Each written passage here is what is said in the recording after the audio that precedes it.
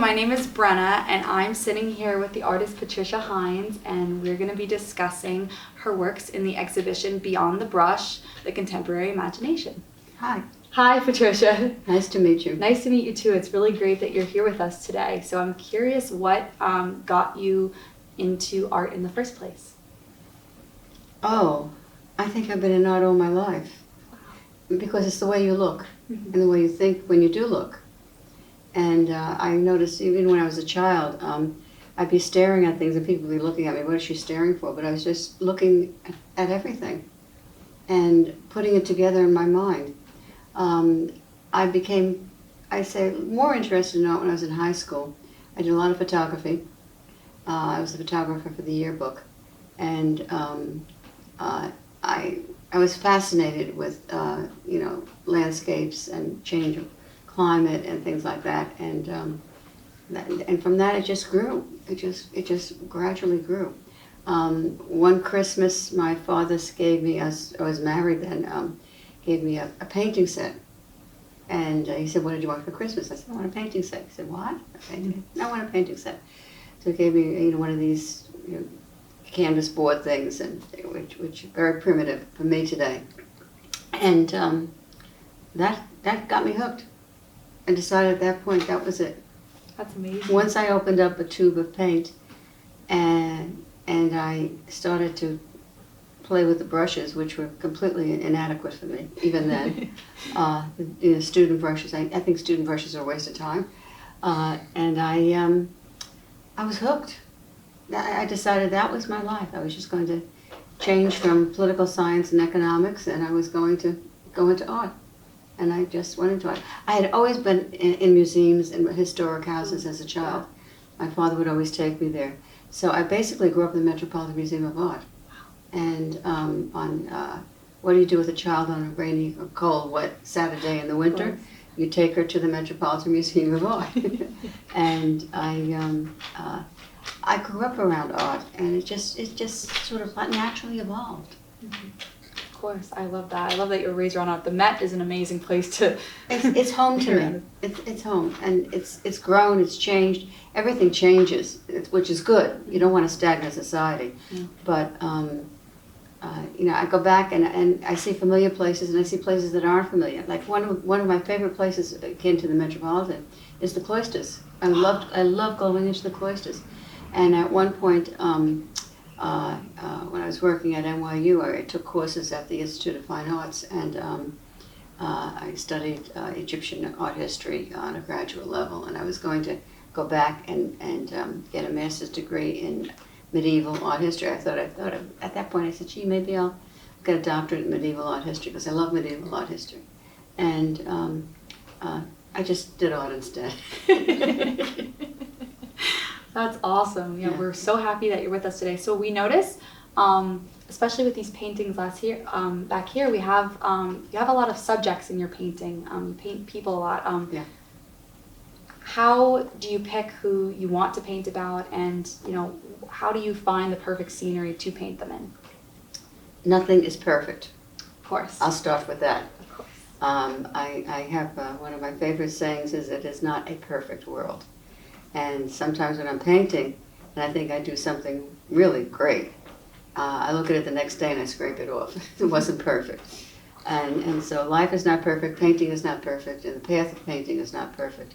How do I do it? Painting starts in the mind. And it starts with how you're thinking about something. And what I do is I have a very large library of photographs that I've taken. And when I'm in between paintings, I usually churn through the library. Although the funny part of it is I've done it so many times it's memorized. I know where things are and I know what I'm looking for. And I see something that strikes me as being a subject. And it's always with the people first, because my art is about human nature, human beings. And I see people that I think that will work. And I'll download some images and play around with the different positioning of things, and then I'll look at backgrounds, And lately, I've been looking at backgrounds and taking pieces of different backgrounds and creating sort of like very unusual backgrounds, or backgrounds that people will say, what is that all about? Like this one here. I have what I call the war between the foreground and the background. And I think that's something that's always been a problem with artists. And I think a lot of artists, when they do images of human beings or animals or something in the painting, they have a hard time of fitting those images into a background. And so my backgrounds are really as important as the foregrounds, and as is the actual art of painting. And so it's a combination of so many different factors that's going on in my head, and I just put it all together. Wow. And it's not easy. It takes a while. It takes a huge amount of thought, and sometimes I'll start something and I'll say it's not going to work, and I change it, and then I change a lot when I'm painting. What I thought would work when I did the drawing on the canvas sometimes works and sometimes doesn't, but actually the process of painting and the process of having different sections of the paint reflect what I think is important for that actual section, whether it be motion or stillness, and the just brush strokes, the type of brushes I use, the thickness of the paint, the rhythm of the paint that I'm putting on. That's a laborious process. And most of the brushes that I use are smaller. I don't paint in very large brushes. I have a lot of large brushes and they're just sitting in a big can. And I usually use smaller painting brushes because I really feel it's important to blend on the canvas. A lot of artists do their pigment on a palette. I don't have a palette. What I do is I take lids from jars. Wow. And I put the paint in them, and which is good because when you have to go back and touch up, it's there, and it's the same color, and you don't have to go crazy about color. But I put the paint in it, and I do like 2 to 5 colors in a lid, and I sort of play with the lid and the colors on the lid. But the actual mixing of the color of the pigment is done on the canvas, which a lot of artists do not do, and that contributes to the atmosphere, the mood of the painting. And it's not until you see it on the canvas and you see it next to the other colors that you can blend it the way that you think you should, and it takes a long time, and it's very very slow process, but I put a lot of time in so I can do a lot of work. Of course. I mean, I'm retired from my paying job. And most of my days are spent painting. That's amazing. Yeah, I definitely feel each of these pieces evoke, through their color and through the blending of the colors that you were speaking of, they each have their own message that comes across to the viewer, and that's beautiful. Do you have a favorite piece that is being displayed at the gallery? Usually the one my favorite piece is usually the one I've just finished. Ah! And, and then I put them away, and I'm very organized in how I have them put away, and it's done since I taught art history. It's done in an archival sense. It's done, according to size, according to year, according to as I produce them during the year, and I have documentation for them. So I put them away and I leave them there. They're done. It's done.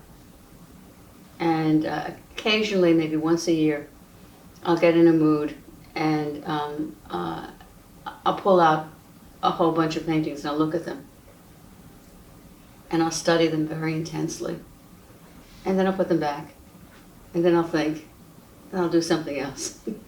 But I most of the times I put them away. I've just moved into a new house, and I went through a laborious process of taking all of my older paintings and storing them in racks and storing them properly.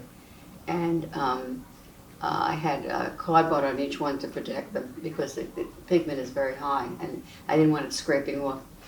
And I took off a lot of the cardboard and I looked at them, and these are paintings I did 30, 40, 45 years ago. And it was a good learning experience. It was good. It's good to see how I progressed. It's good to see how I haven't progressed. And so I'm constantly studying what I have to do, but I don't really spend a lot of time doing that. I spend more time doing the work that I have to do. I mean, I could look back at them as a reference. Yes. Yes. And a mental correction, a Okay. mental development. Okay. More of a mental development than a correction, Okay. because I realize once it's done, it's done. Yeah. There's nothing I can do about it. When you've looked at these paintings in the past, when you look back on them yearly, when you do your yearly revisiting of them, have you noticed any ways that you evolved in your work? Oh, yes. Okay. Constantly. Constantly. I think if you work a lot and you think a lot, because as I said before, it starts in the mind. If you don't do things automatically, but you challenge yourself, every painting to me is a new challenge. Wow. And if you challenge yourself, you grow. You make mistakes.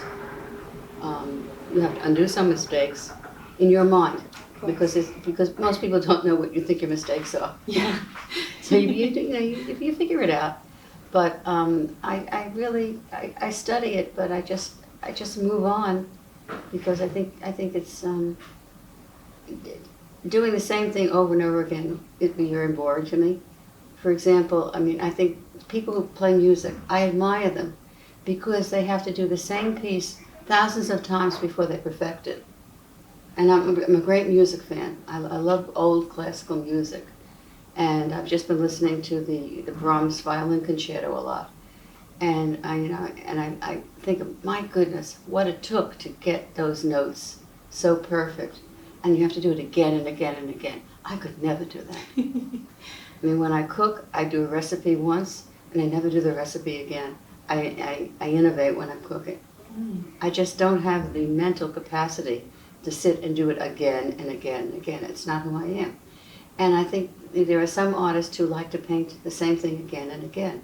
I could never do that. I never ever do that. So each new painting is a challenge. It's different, and it's communication. It's a way in which I'm communicating, and I think it has to do with who you are in life and where you are in life and what stage of life you're in. And when I look back at the older paintings, I see personality traits there, but I also see different stages of my life. And this is about, what I'm doing now is about another stage of my life. And my husband died 3 years ago, and I just completely reinvented my life over the past 3 years, which was a process. And I did a lot of work in that time, particularly a year or so ago. Did a huge amount of work. And I look at those paintings, and this is one of them over here.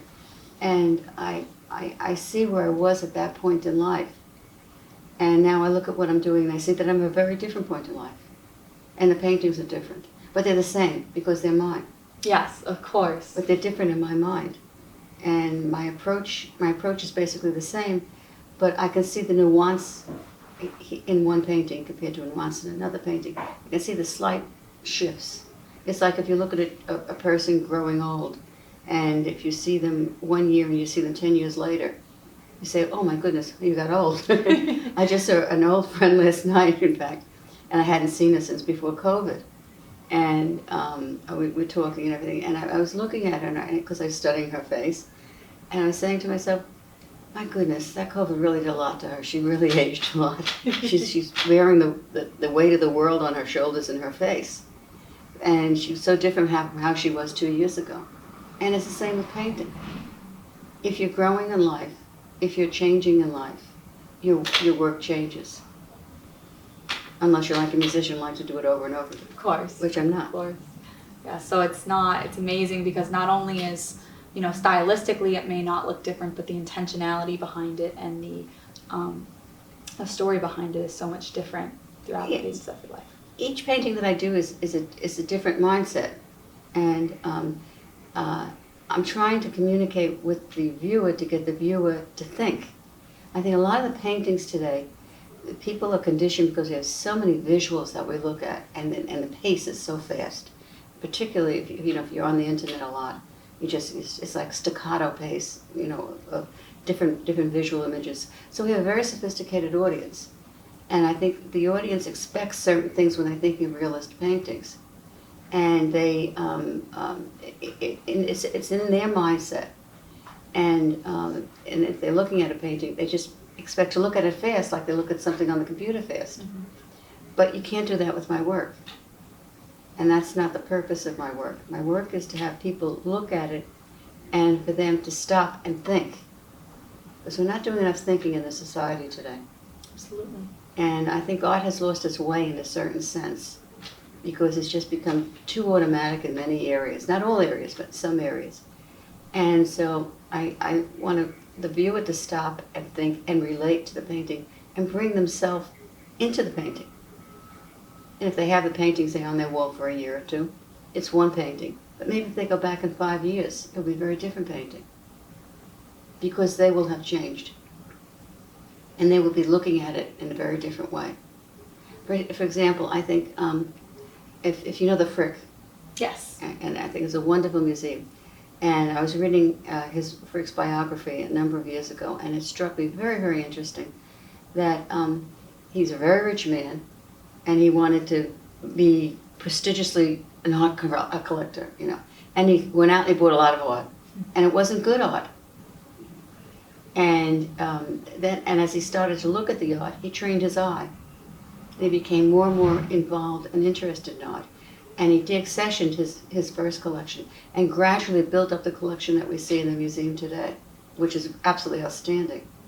So he had an untutored eye and then became tutored, but it was really his mind and how he was relating to the work. They were saying in the biography, they would sit and stare at a painting for hours. Wow. Who stares at a painting for hours today? They just look at it, they glance at it. And that's not good. I really want people to stop in their tracks and use their mind to communicate with my mind. Because when you do that, it's like talking to someone. And when you do that, you become out better, a better person, more knowledgeable about yourself. And seeing the reaction of people to my paintings it's amazing to me. Because sometimes when people say something about something they see in my painting, I would never think about that, but that's who that person is. That's what that person thinks about. And so it's a process. Absolutely. Amazing to be able to communicate with people through art, and sometimes... Oh, it's a blessing. I think it's a gift to be able to do that. And it's something that you don't choose. You're chosen. It's an obsession. It's a compulsion. It's something that you put before anything else. You make sacrifices for, and you just do it because it has to be done.